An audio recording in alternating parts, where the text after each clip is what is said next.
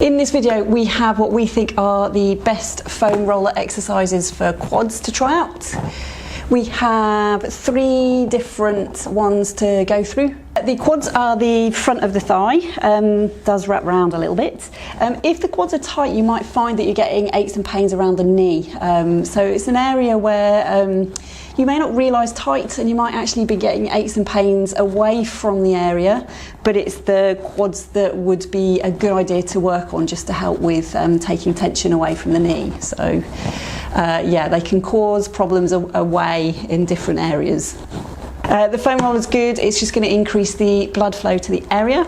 Now, if you've seen our other video, we've actually gone through how to use a spiky massage ball with the quads. So if you're first starting out, I'd actually suggest trying the massage ball first and then progressing onto the foam roller, because you just get more weight through the leg when you're using the foam roller, so it can be quite uncomfortable when you first start out. My name's Claire, I'm a physiotherapist from PhysioFit Health. Subscribe to our YouTube channel so you can keep updated with when we publish our videos. So your first exercise, you're going to get your leg onto the foam roller. So like I said, the quads are at the front of the thigh. They do wrap round a little bit, so starting out you're going to get the front of your thigh on the roller. All you're doing is rolling up and down.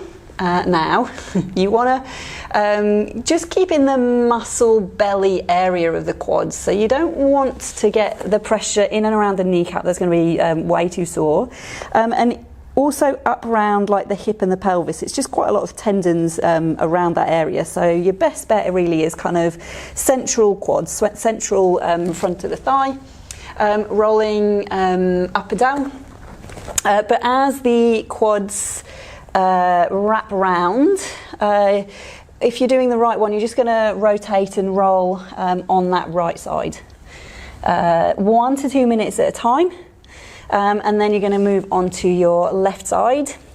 Now with the quads, it does wrap around like I've said, but typically doesn't get too much tension on the inside, so I would focus more on the central front aspect, and also coming around onto the side.